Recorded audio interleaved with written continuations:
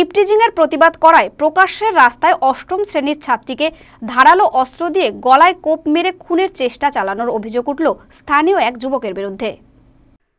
মঙ্গলবার বিকেল ৩টে নাগাদ এই ঘটনাকে কেন্দ্র করে তুমুল চাঞ্চল্য ছড়িয়ে পড়ে পুরাতন মালদা থানার মহিষবাথানি গ্রাম পঞ্চায়েতের ৮ মাইল এলাকায়।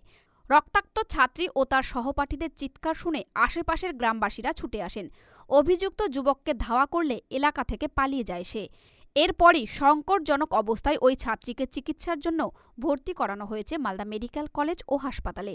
জখম ছাত্রীর নাম সুদীপা স্বর্ণকার, বয়স ১৩ বছর। সে ৮ মাইল এলাকার একটি বেসরকারি বাংলা মিডিয়ামের অষ্টম শ্রেণীতে পঠরত। ওই ছাত্রীর বাড়ি গোয়ালপাড়া এলাকায়। হামলাকারী যুবকের নাম উজ্জ্বল মণ্ডল, বয়স ২৩ বছর। তার বাড়ি সংশ্লিষ্ট এলাকার ওই বেসরকারি স্কুলের পাশেই। দীর্ঘদিন ধরেই ওই ছাত্রীকে ছেলেটি উত্ত্যক্ত করছিল।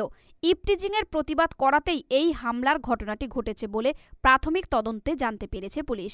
পাশাপাশি পুলিশ সিসিটিভির ফুটেজ তদন্তের জন্য নিয়ে গেছে। আজকে স্কুল ছুটি হয়েছে 12টার সময়। এবার বাচ্চারা রোজ যেরকম বের হয় সেরকমই বের হয়েছে। তো কিছুক্ষণ পরে আমি চিৎকার শুনতে পারি, আমরা অফিসে ছিলাম, অফিসে কাজ করে চিৎকার শুনতে পারি। বাইরে এসে দেখি মেয়েটাকে মানে গলাটা কেটে দিয়েছে, রক্ত পড়ছে, ছেলেটা পালিয়ে গেছে। এবার এতটুকু দেখতে পেলাম, তারপরে শুনতে পেলাম যে এই বাড়িরই ছেলে, সামনের বাড়ির ছেলেটা অনেকদিন ধরে মেয়েটাকে উত্ত্যক্ত করেছিল। মেয়েটা আমাদের বলেও ছিল, আমরা মেয়েটা বাড়ির লোকের সাথে কথা বলেছি, এই নিয়ে আলোচনা করাও হয়েছে। তো ভাবতে পারিনি এতটা ছেলেটা ডেসপায়ার্ড হয়ে যাবে যে মেয়েটার গলায় কেটে দেবে। এখনও ছেলেটাকে ধরার চেষ্টা করেছে, গ্রামের লোকরা চেষ্টা করেছে, কিন্তু ধরতে পারেনি। মেয়েটাকে আপাতত হসপিটালে নিয়ে যাওয়া হয়েছে। কেমন অবস্থা আছে মেয়েটার? আছে মোটামুটি, এখনো খুব একটা ইসে হচ্ছে না। ওই ছেলেটা কি এর আগেও এখানে স্কুলের আশপাশে কটূক্তি করতো? হ্যাঁ, করতো। এই পাশেই বাড়ি।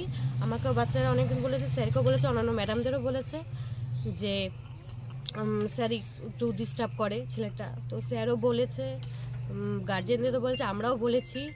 তো তারপরেও ছেলেটা উত্ত্যক্ত করে। পুলিশকে জানিয়েছেন ঘটনাটা? হ্যাঁ, পুলিশকে জানানো। পুলিশ এসছে? না, এখনো পর্যন্ত আসেনি। না, প্রথমে আমার বুনু দেখতে পেলো ওকে দেখতে পেয়ে আমাদেরকে বলে তাড়াতাড়ি চল দিদি।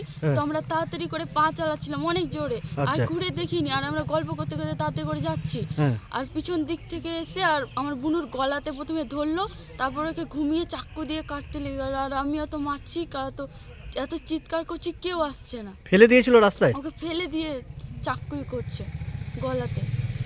কেন তোমার দিদিকে চাকু মারার কারণটা কি? ওকে জোর জবরদস্তি, ওকে ভালোবাসে না তো জোর জবরদস্তি ওকে করাচ্ছে। মালদা টুডে।